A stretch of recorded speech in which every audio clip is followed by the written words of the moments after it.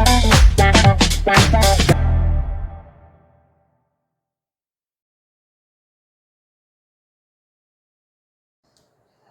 students, Chemical Reaction and Equation, Chapter 1, 10th class, Part 3।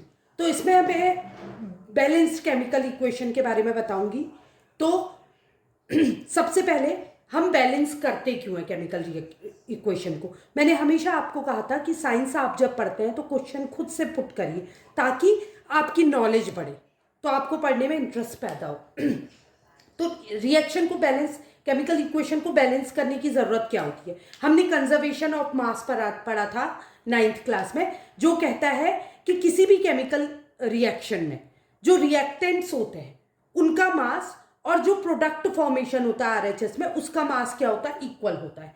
तो इसलिए हम क्या करते हैं, जब भी केमिकल इक्वेशन को लिखते हैं तो बैलेंस फॉर्म में लिखते हैं। तो यहां पर को मैं आपको एक ट्रिक बताती हूँ।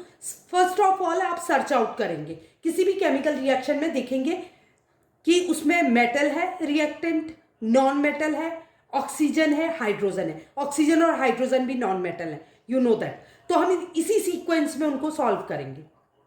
क्या होता है, छोटी इक्वेशंस को तो आप इजीली बैलेंस कर देते हो, बट अगर इक्वेशंस थोड़ी बड़ी आती हैं तो आप फंसने लगते हो। इसलिए मैं आपको ये एक बहुत अच्छी 100% कारगर टिप दे रही हूँ। तो सबसे पहले आप मेटल ढूंढेंगे इक्वेशन में। अगर मेटल दिया हुआ है तो फर्स्ट स्टेप में आप मेटल को बैलेंस करेंगे। उसके बाद नॉन मेटल में भी, ऑक्सीजन भी नॉन मेटल है, हाइड्रोजन भी, लेकिन इसको लास्ट में डाल देंगे। तो अदर नॉन मेटल क्या होंगे, जैसे नाइट्रोजन, क्लोरीन, सल्फर। अगर ये नॉन मेटल्स हैं तो इनको बैलेंस करेंगे और उसके बाद वापस मेटल को चेक करेंगे कि मेटल क्या बैलेंस है या उसका बैलेंस बिगड़ गया है, तो उसको फिक्स करेंगे।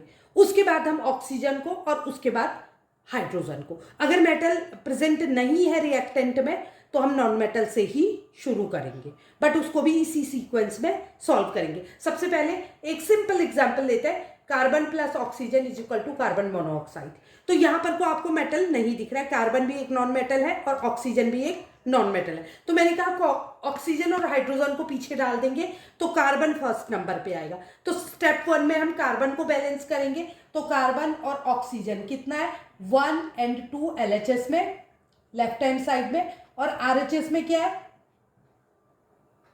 RHS में कार्बन भी 1 है और ऑक्सीजन भी 1 है। तो मैं क्या करूंगी, पहले कार्बन को बैलेंस करूंगी। कार्बन ऑटोमेटिकली बैलेंस है, तो हम आ जाते हैं सेकंड स्टेप में, ऑक्सीजन में। तो ऑक्सीजन यहाँ 2 है तो इसको भी 2 से मल्टीप्लाई करेंगे, तो आंसर हो गया हमारा C+O2 is equal to 2CO। मैंने बताया था आप कोफिशिएंट में लिखेंगे। अब जैसे ही हमने 2 से मल्टीप्लाई किया इसको, तो हम फिर वापस जाएंगे किसमें, फर्स्ट वाले में। कार्बन 1 और RHS में 1, लेकिन अब RHS में कार्बन 2 हो गया है तो हमको इसमें भी 2 लगाना पड़ेगा। ये आप 2 स्टेप्स में दिखाएंगे पूरी प्रोसेस को। अब नेक्स्ट एग्जाम्पल लेते हैं, आई होप आपको ये समझ आया होगा। अब नेक्स्ट एग्जाम्पल लेते हैं किसका, magnesium nitrite plus H2O water से रिएक्शन करता है तो क्या बनाता है, मैग्नीशियम हाइड्रोक्साइड। क्या है, ये बेस है, ठीक है ना, बेस का फॉर्मेशन करता है, प्लस अमोनिया गैस रिलीज होती है। तो इसमें भी हम क्या करेंगे, मैंने आपको बताया था, पहले तो आप तोड़ देंगे कितने एटम्स है। पहला एटम है मैग्नीशियम, तो ये फर्स्ट स्टेप चल रहा है हमको, स्टेप 1, ठीक है, मैग्नीशियम। दूसरा क्या है, N, तीसरा क्या है, H, और फोर्थ क्या है, O, ठीक है। LHS में इसके नंबर्स कितने हैं, मैग्नीशियम कितना है, 3 है,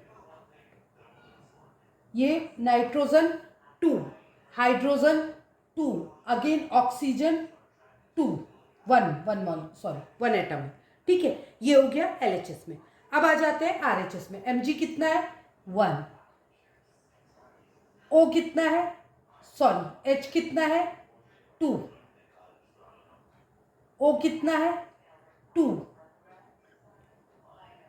N कितना है, 1, सॉरी H3, और यहाँ H2 है, तो टोटल कितना हो गया, 3 + 2 5, टोटल RHS में 5 है। अब यहाँ पर को आपको दिख रहा है सबसे पहले आप क्या लेंगे, मेटल। स्टेप नंबर 1, आपने मेटल ले लिया, यहाँ 3 है तो यहाँ 3 से मल्टीप्लाई कर देंगे, तो क्या बन गया ये।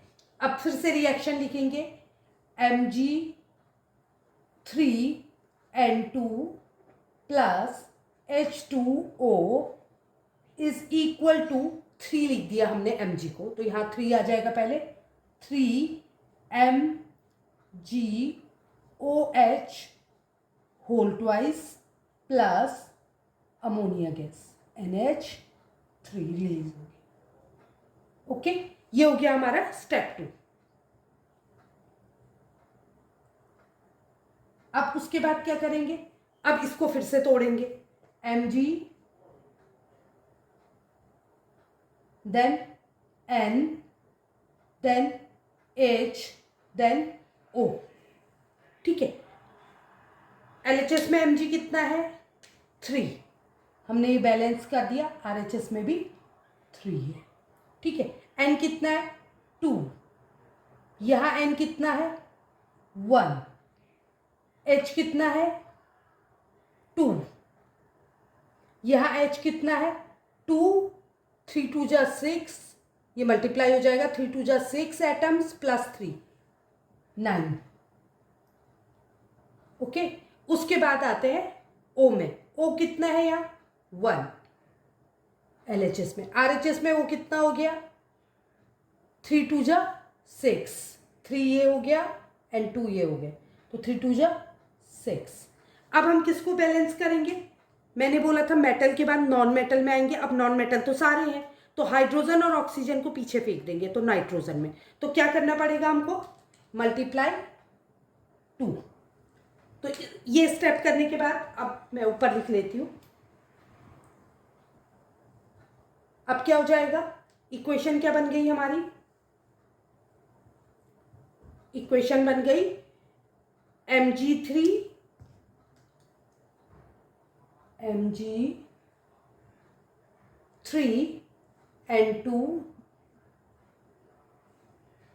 Plus H2O is equal to कितना हो जाएगा, किस में लगाया हमने, N वाले में, तो इसको एज इट इज उतार देंगे, 3MgOH होल ट्वाइस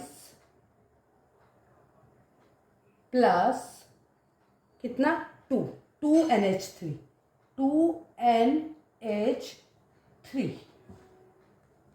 ये हो गया हमारा स्टेप 3। स्टेप 3, अब फिर से क्या करेंगे, चेक करेंगे। अब हमारा Mg क्या बैलेंस है, मेटल को देखेंगे, मेटल बैलेंस है, ठीक है। अब हम फिर से लिखेंगे, क्या हो गया, Mg N H और O, Mg कितना है, 3N2H2O1, यहाँ 3, उसके बाद N कितना है, 2, उसके बाद O 3 2 जा 6, सॉरी O यहाँ नहीं है, H देखेंगे पहले, H कितना है, 3 2 जा 6, 6 प्लस 3 2 जा 6 12, H कितना हो गया, 12 हो गया, 3 2 जा 6 और ये 3 2 जा 6, टोटल कितना हो गया, 6 प्लस 6 12 हो गया, प्लस का साइन है बीच में। और ऑक्सीजन कितना है हमारा, ऑक्सीजन है 3 2 जा 6।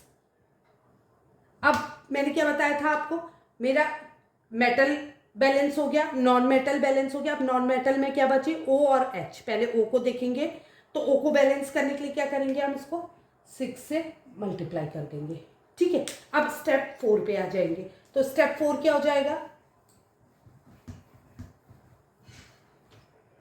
स्टेप 4 क्या हो जाएगा, स्टेप 4 में अगेन आप क्या करेंगे, इक्वेशन उतारेंगे, कैसे, 6 कहाँ लगेगा, O के साथ यहाँ, तो Mg3N2 plus 6H2O is equal to 3MgOH whole twice plus 2NH3, Now again you just have to write down the names of the atoms. What are these?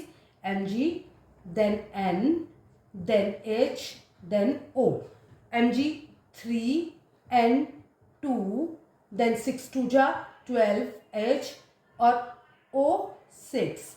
Here 3, then 3 nitrogen, 2, then hydrogen. 3 2 ja 6, 3 2 ja 6, 6 plus 6 12, then O 3 2 ja 6.